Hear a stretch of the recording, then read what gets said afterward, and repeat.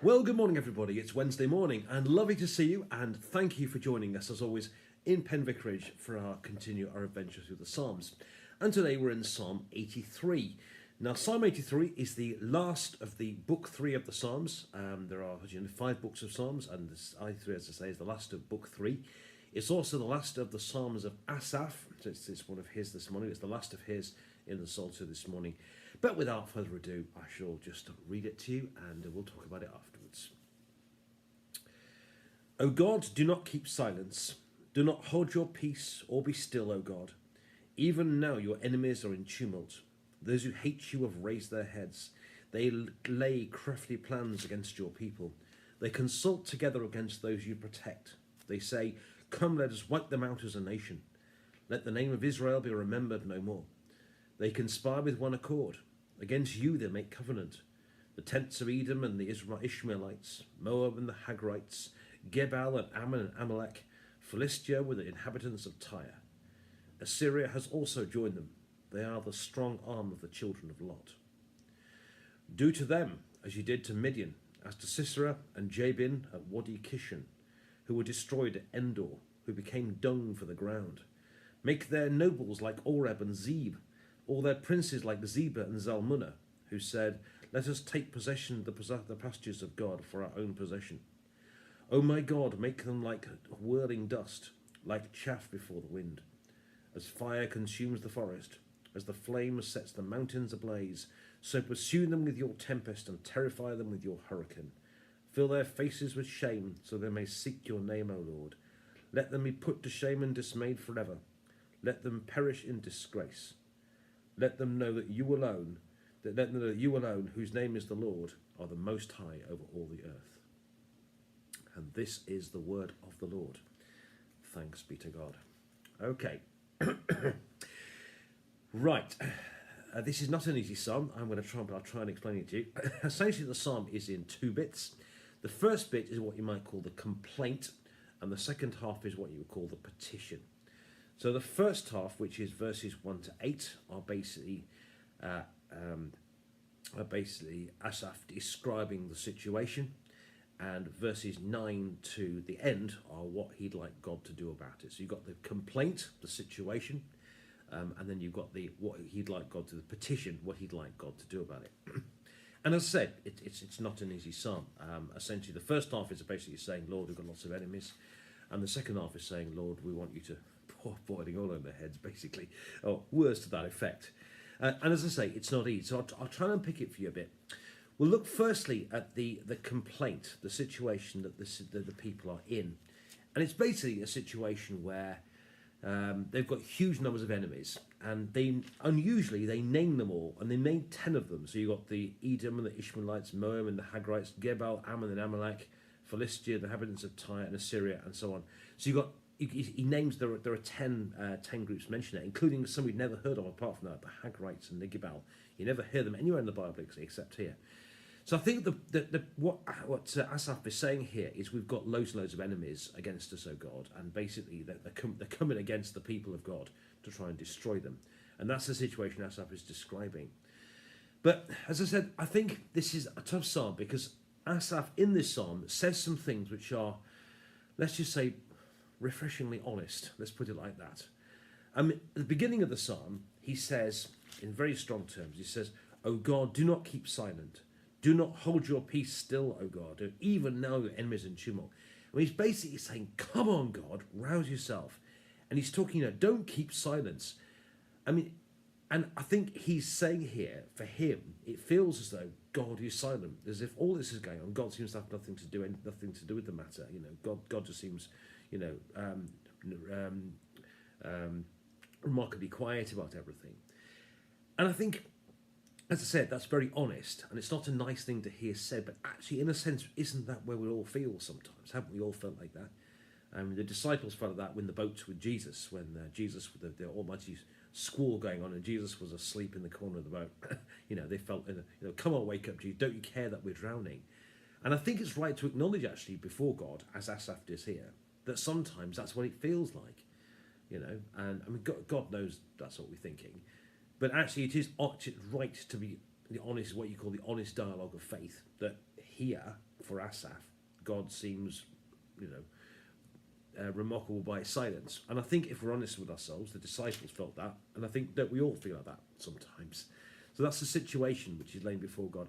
And it's right to acknowledge, actually, that that's how it feels sometimes. So what in the complaint he's saying, we've got all his enemies, 10 lots of nations against us, and it feels as though God is silent. Then, in the two petitions, both times are essentially, and the reason this doesn't read easy is because essentially God, it feels like he's asking for revenge. And in quite glowing terms as well. So in verses 9 to 12, you have Sisera and Jabin. Sisera ended up with a tent peg through his head, I seem to recall, at the hands of a lady called Jael. And the Zebah and Zalmunna and all the Oreb and Zebah. I'm pretty sure they were where Gideon was on, some of the people that have been conquered by Gideon in Gideon's conquest in the book of Judges. So he's asking in quite strong terms here for God to go in and sort them out. And it doesn't read easy to us, as I say, it reads like revenge. But I think there's three things I'd like to say about this.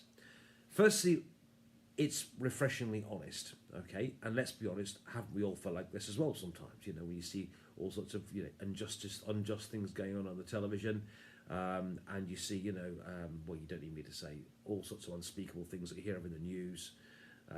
You know, towns being plundered, you know, and massacres and all that sort of stuff. I mean, it's right, actually. Don't we all feel like that sometimes? And actually, what Asaph is doing here is he's being honest before God. And I think it's right that we are also honest before God sometimes. And, you know, Asaph didn't actually do it, but it's right that actually that's how we feel, that we acknowledge that feeling. And it can be out of a sense of injustice. You know, we actually want to see justice done. And when we see injustice done, doesn't it make us angry? And actually, I think in a sense that what you might call, again, the honest dialogue of faith. So it's right to be honest before God. There is, of course, this is the second point, is a danger in this as well.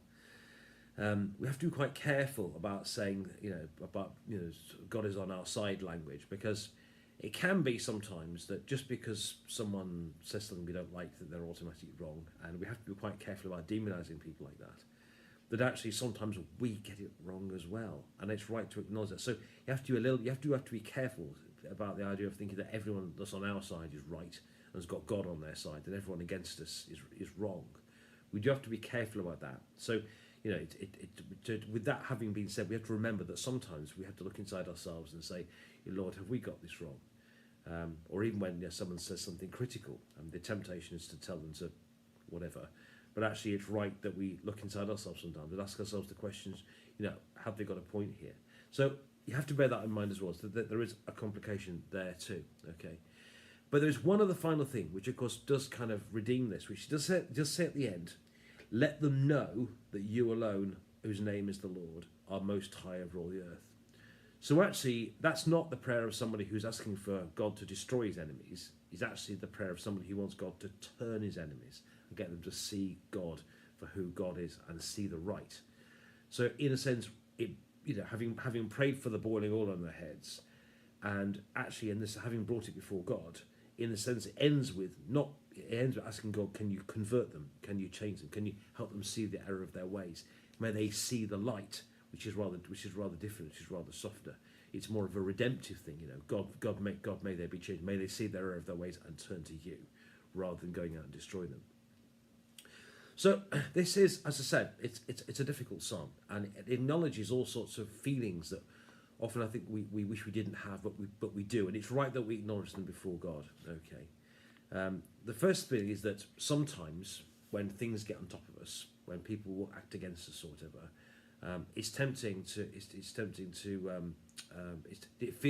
can feel sometimes as though God's asleep. It can feel as though God's silent, and Asaph acknowledges that here. And don't we all feel that sometimes, that it can feel as though God is asleep, but actually God is very much with us. Secondly, that asking, the wanting revenge against the enemies here, wanting God to do that, is in a sense a sign of their quest for justice. That they're angry about the awful things they've seen around them, and they want God to do something about it, and the sense of injustice makes them feel like that. And it's right that we acknowledge that sometimes don't we feel like that sometimes as well too. The third thing, of course, is to make sure that just because someone is not on our side doesn't mean they're necessarily wrong.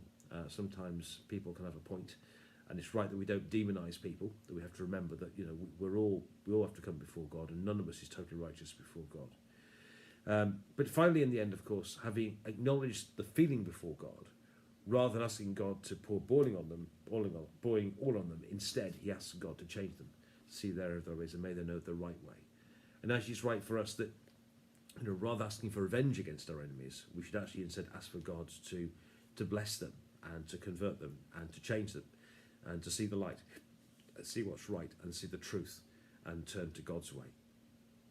My friend, this is a tough psalm this morning. I hope you found that helpful. I hope I've tried to explain it, and God bless you. And if you want comments, put the comments at the bottom as well.